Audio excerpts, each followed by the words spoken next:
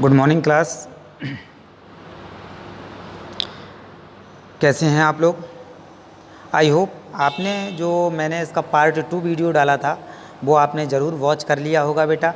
और लास्ट की जो लाइव क्लास ली थी मैंने वो भी आपने अटेंड की। बहुत कम बच्चे लाइव क्लास अटेंड कर रहे हैं। ओके, तो ट्राई करो बेटा ज़्यादा से ज़्यादा बच्चे लाइव क्लास में जुड़ पाएँ। एक्चुअली नोटिफिकेशन नहीं जा पाता है, लेकिन आपको टाइमिंग पता है, आप लाइव क्लास को अटेंड कर सकते हो। ओके, चलो बेटा अब हम स्टार्ट करते हैं। लास्ट डे मैंने आपको यहाँ तक पढ़ा दिया था। लाइव क्लास वाले वीडियो में मैंने आपको ये बताया था, यहाँ से देखिएगा बेटा जी आप, मैंने आपको बताया था what will happen if we put an animal cell और a plant cell into a solution of sugar salt. ठीक है ना, शुगर और सॉल्ट। अगर शुगर और सॉल्ट में से किसी भी सॉल्यूशन में एक हम प्लांट सेल या एनिमल सेल को रखते हैं तो क्या होगा, ये सब हम आपको एक्सप्लेन कर चुके थे बेटा। 3 तरह की कंडीशन होती हैं, हाइपोटोनिक, आइसोटोनिक और हाइपरटोनिक। इन तीनों को मैं आपको बता चुका हूँ। ओके बेटा, चलो अब मैं आगे बढ़ता हूँ जो मैं जहाँ से मुझे पढ़ाना है। ये मैंने आपको सब बता दिया था बेटा जी। एक्टिविटीज़ की ये हो गई थी, यूनिसेलुलर ये हो गया था। आगे देखिएगा, ये क्वेश्चंस तक मैंने आपको बता दिया था। अभी आज का जो टॉपिक स्टार्ट होगा वो स्टार्ट होगा cell wall, means nuclear membrane, cell membrane और प्लाज्मा मेम्ब्रेन क्या होती है, इसका क्या इम्पैक्ट होता है, ये सब आप पढ़ चुके हो। अब हम आज से जो टॉपिक स्टार्ट करते हैं वो टॉपिक जो है वो है सेल वॉल। अच्छा, कुछ बच्चों को लग रहा होगा क्योंकि मैंने ये लाइव क्लास में लिया था तो उन्हें समझ में नहीं आया था, है ना, तो वो एक बार इसको अच्छे से खुद रीडिंग करेंगे और अगर नहीं समझ में आता है तो मुझे बताएंगे। ओके बेटा, पीछे वाला जितना भी है। चलो सेल वॉल की हम बात करते हैं। तो सेल वॉल थोड़ा सा हम इसको मैग्नीफाई कर लेते हैं जिससे आपको आसानी से इसमें दिख सके बेटा। ओके, आई होप अब आपको क्लियर वे में शो हो रहा होगा। देखिएगा, cell wall, plant cells in addition to the plasma membrane have another rigid outer covering called the cell wall. देखो बेटा, इन्होंने मेंशन किया हुआ है साफ साफ कि सेल वॉल ओनली किस में पाई जाएगी, प्लांट सेल में, है ना। प्लांट सेल में प्लाज्मा मेम्ब्रेन तो होगी बट सेल वॉल भी होगी। ओके, और ये होती कैसी है, ये rigid outer covering called the cell wall, ये रिजिड होती है और सेल की बाहरी कवरिंग होती है इसको। ठीक है ना, आगे देखिए, the cell wall lies outside the plasma membrane. Cell wall कहाँ पाई जाएगी, ये प्लाज्मा मेम्ब्रेन के बाहर होगी, आउटसाइड होगी। So the plant cell wall is mainly compose of cellulose. ये भी आपको याद रखना है कि प्लांट की जो सेल वॉल होती है वो किस सब्सटेंस की बनी होती है, तो वो सेलुलोज की बनी हुई होती है। ओके, प्लांट की सेल वॉल किससे बनी होती है, सेलुलोज की बनी हुई होती है। So cellulose is a complex, cellulose कैसा सब्सटेंस है, तो cellulose is a complex substance and provide structural strength to the plant. Plant को एक स्ट्रक्चरल स्ट्रेंथ प्रोवाइड कराता है। सेलुलोज जो होता है वो एक स्ट्रक्चरल स्ट्रेंथ प्रोवाइड कराता है। आई होप यहाँ तक आपको चीज़ें बेटा समझ में आ गई होंगी। ठीक है ना, चलो हम आगे और समझ लेते हैं इसको।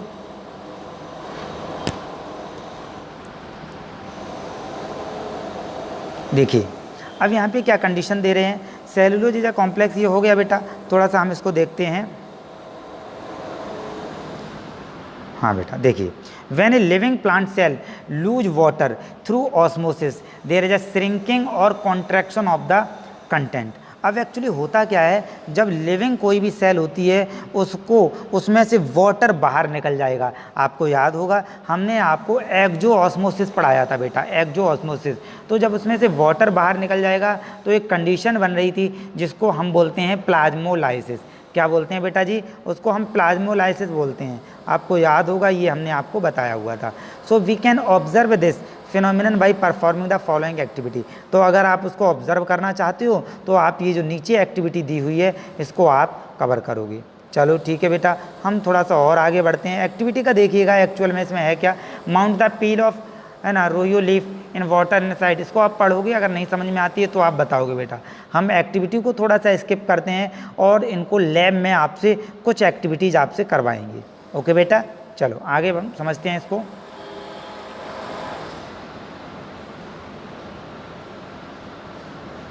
देखो बेटा, अब हम बात कर लेते हैं न्यूक्लियस की। So the nucleus has A double layered covering, ठीक है ना। न्यूक्लियस एक्चुअली क्या होता है, तो न्यूक्लियस एक डबल लेयर्ड की कवरिंग होती है ना, जो डबल लेयर्ड चढ़ी होती है उसकी कवरिंग होती है। अनदर न्यूक्लियर मेम्ब्रेन जिसको हम बोलते हैं, so the nuclear membrane has pores which allow the transfer of material. इस न्यूक्लियर की मेम्ब्रेन में पोर होते हैं। देखो बेटा मैं आपको बना के दिखा रहा हूँ।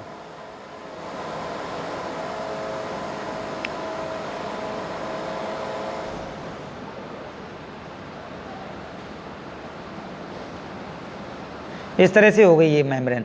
अब ये देखो एक पोर दिखाई दे रहा है आपको, दूसरा पोर ये दिखाई दे रहा है, तीसरा पोर ये दिखाई दे रहा है ना बेटा। तो ये पोर होते हैं जिससे ये सब्सटेंस को अंदर और बाहर करता है, ठीक है ना। तो ये न्यूक्लियर मेम्ब्रेन आपको याद रखना है, डबल मेम्ब्रेनस स्ट्रक्चर है, इसमें न्यूक्लियर पोर होते हैं, ठीक है। आगे देखिए, nucleus to its outside that is to we cytoplasm which we will talk about the section 5.24 में। देखो न्यूक्लियस के आउटसाइड क्या होता है, देखो बेटा ध्यान से समझना, ये हो गई पूरी सेल और ये हो गया न्यूक्लियस। इस यहाँ पे जो लिक्विड भरा है, ये पूरा यहाँ पे जो भी लिक्विड भरा हुआ है ये सब कहलाएगा साइटोप्लाज्म, ठीक है ना। तो न्यूक्लियस के बाहर क्या होता है, साइटोप्लाज्म। और न्यूक्लियस के अंदर क्या होता है, तो न्यूक्लियस के अंदर जो होता है बेटा जी इसमें वो होता है न्यूक्लियोप्लाज्म, ठीक है। चलो भाई आगे देखते हैं। The nucleus contain chromosomes which are visible as rod shaped structure. Nucleus जो होता है इसमें क्रोमोसोम्स होते हैं जो रॉड शेप्ड स्ट्रक्चर के होते हैं। Only when the cell is about to divide, जब सेल डिवाइड करने वाली होती है। देखो बेटा आपको पता है दो तरह के सेल डिवीजन होते हैं, एक सिंगल सेल है बेटा, ये डिवाइड करेगी दो पार्ट में, तो ये दो सेल्स बन गई है ना। तो ये न्यूक्लियर या सेल डिवीजन हम बेटा इसको बोलते हैं। तो जब सेल डिवाइड करती है तो उसके अंदर जो न्यूक्लियर मटेरियल होता है वो भी डिवाइडेशन करेगा, और वो डिवाइडेशन करेगा है ना। तो यहाँ पे माइटोसिस और मियोसिस का कॉन्सेप्ट आता है बेटा, ओके।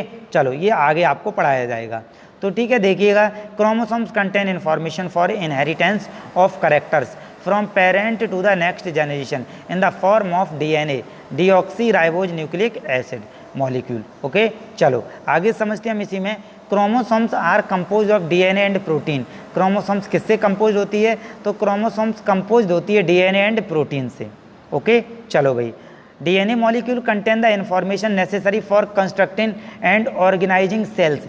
DNA जो मॉलिक्यूल होता है ये इसमें पूरी हमारी बॉडी की जो कंस्ट्रक्शन होता है उसकी इन्फॉर्मेशन होती है, क्योंकि ये मदर एंड फादर से उनके यंग वंश में जाते हैं। किसकी हेल्प से, स्पर्म एंड ओवम की हेल्प से, ओके बेटा। चलो, functional segment of DNA are called gene. अब जीन देखो बेटा एक्चुअल में ध्यान से समझना, ये हो गया क्रोमोसोम्स, इसकी जो यूनिट है वो DNA से मिलकर के ये बना हुआ है। तो DNA जो है वो किससे मिलकर के बना हुआ है, वो बना हुआ है जीन से मिलकर के। तो a small fragment of DNA is called gene, okay. So DNA molecule contain the information necessary for constructing and organising cell. Functional segment of DNA are called gene. आगे देख लो बेटा, in a cell which is not dividing, this DNA is present as a part of chromatin material। अगर cell में DNA नहीं present है ना, तो this DNA is present as a part of chromosomal material।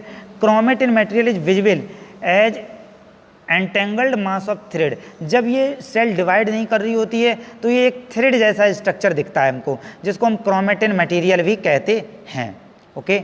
The nucleus play a central role in cellular reproduction. और यही जो nucleus होता है ये सेलुलर रिप्रोडक्शन में एक इंपॉर्टेंट रोल प्ले करता है, क्योंकि ये मदर फादर से यंग वंश में या फिर मदर फादर से जो गैमेट्स के थ्रू यंग वंश बनते हैं उनमें इंफॉर्मेशन को ले जाते हैं, ठीक है ना। It also play a crucial part along with the environment and determining the way the cell will develop and what form it will exhibit at maturity। Cell maturity के टाइम पे कैसी शो होती है, क्या दिखाई देता है, तो ये पता चलता है, ओके।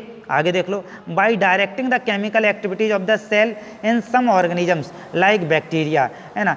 कुछ बैक्टीरिया में the nuclear region of the cell may be poorly defined, इसमें सही से न्यूक्लियर रीजन डिफाइंड नहीं होता है ना। Means nuclear membrane well defined नहीं होती है, वेल डिफाइंड नहीं होती है, तो हम इसको बोलेंगे प्रोकैरियोटिक, यानी प्रोकैरियोट्स कंडीशन बोलेंगे। आगे देख लो, आपको दिखाया जाएगा। Such an understand undefined nuclear region containing only nucleic acid is called a nucleoid. तो जो प्रोकैरियोटिक का न्यूक्लियस होता है बेटा, उसको न्यूक्लियोइड रीजन बोलते हैं। क्या बोलते हैं? न्यूक्लियोइड रीजन बोलते हैं। ओके बेटा, उसको हम न्यूक्लियोइड रीजन बोलते हैं। ध्यान से देखिएगा।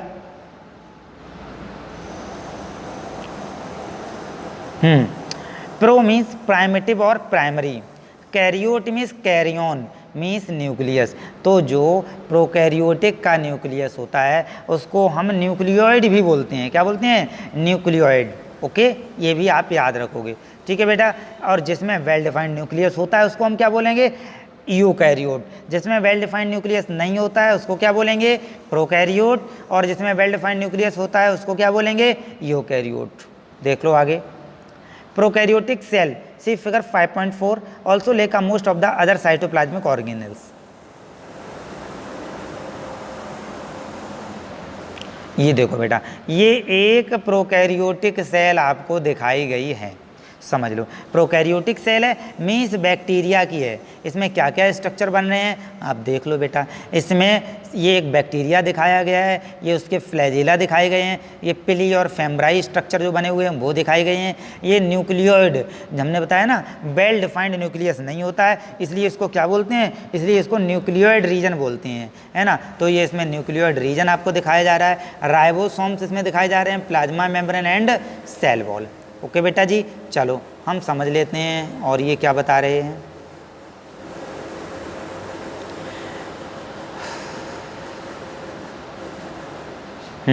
Present in eukaryotic cell means well defined nucleus eukaryotic cell में होता है और प्रोकैरियोट में नहीं होता है। Many of the function of such organelles are also perform by poorly organised parts of the cytoplasm. The chlorophyll in photosynthetic prokaryote bacteria is associated with membranous vesicles. Bag like structure होती हैं जिसको vesicles बोलते हैं। बेटा देखो, यहाँ पे दिया गया वेसिकल्स। वेसिकल्स क्या होते हैं पूछे जा सकते हैं। ये बैग लाइक स्ट्रक्चर होते हैं, इसमें कुछ सब्सटेंस फिल रहता है, भरा हुआ रहता है, बट नॉट विद प्लास्टिड। तो प्रोकैरियोट में, कुछ प्रोकैरियोट्स में जो फोटोसिंथेसिस होता है वो वेसिकल की हेल्प से होता है। किसकी हेल्प से होता है? वेसिकल की हेल्प से होता है, उसमें प्लास्टिड नहीं होते हैं। As in eukaryotic cell, eukaryotic cell में प्लास्टिड होते हैं और इसमें फोटोसिंथेसिस प्लास्टिड सेल से होता है। तो ठीक है भैया, ये आपको समझ में आ गया होगा बेटा जी। नेक्स्ट हम यहाँ पे टॉपिक ले रहे हैं और नेक्स्ट टॉपिक जो है वो है आपका साइटोप्लाज्म। क्या है बेटा? साइटोप्लाज्म। देख लेते हैं इसको हम। When we look at the temporary mounds of onion peel as well as human chick cell, जब हम ये एक्टिविटी करते हैं so we can see a large region of each cell elongated by the cell membrane. This region taken up very a little stain. It is called the cytoplasm. इसको क्या बोलते हैं? Cytoplasm. हम स्टेनिंग सॉल्यूशन लेते हैं, cytoplasm का करते हैं यहाँ पे। The cytoplasm is fluid.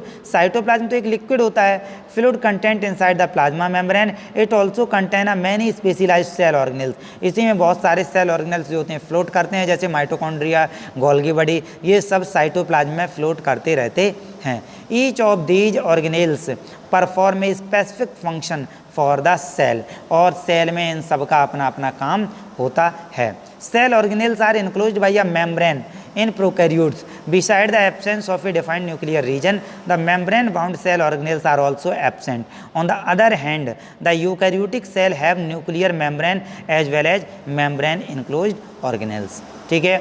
The significance of membrane can be illustrated with the example of virus. अब देखो भाई, membrane का क्या फ़ायदा होता है, क्या नहीं होता है, ये हम एक एग्जाम्पल ले रहे हैं वायरस का। So virus lack any membrane, virus में कोई मेम्ब्रेन नहीं होती है, and hence do not shows characteristics of until they enter the living body and use its cell machinery to multiply. तो वो सेल में मल्टीप्लिकेशन जो करते हैं वो सेल मशीनरी को ही यूज करके करते हैं, उनमें अपनी मेम्ब्रेन नहीं होती है, इसलिए वो मल्टीप्लिकेशन सेल्फ नहीं कर पाते हैं। ठीक है ना। इस इतने पैराग्राफ से आपको ये बातें समझ में आ गई होंगी। चलो भाई आगे देखते हैं नेक्स्ट पेज पे। यहाँ पे इन्होंने क्वेश्चन किया हुआ है, fill in the gap in the following table illustrating difference between prokaryotic and eukaryotic. तो प्रोकैरियोटिक एंड यूकैरियोटिक सेल में आपको डिफरेंस पता होना चाहिए। प्रोकैरियोटिक सेल में न्यूक्लियस वेल डिफाइंड नहीं होता है, यूकैरियोटिक सेल में वेल डिफाइंड न्यूक्लियस होता है। प्रोकैरियोटिक सेल के न्यूक्लियस को न्यूक्लियोइड बोलते हैं, यूकैरियोटिक सेल के न्यूक्लियस को न्यूक्लियस ही बोलते हैं, ठीक है ना। प्रोकैरियोटिक सेल में बाकी के सेल ऑर्गेनेल्स भी एब्सेंट होते हैं, जबकि यूकैरियोटिक सेल में बाकी के सेल ऑर्गेनेल्स प्रेजेंट होते हैं, है ना बेटा। ये सब आपको समझ में आ गए होंगे। चलो यहाँ पे एक टेबल दी गई है, हम उसको थोड़ा सा डिस्कस करते हैं।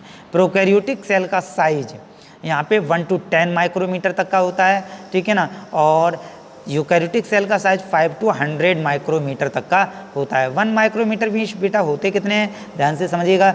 1 माइक्रोमीटर मीन्स कितने होते हैं, तो 1 micrometre means 10 to the power -6 होते हैं।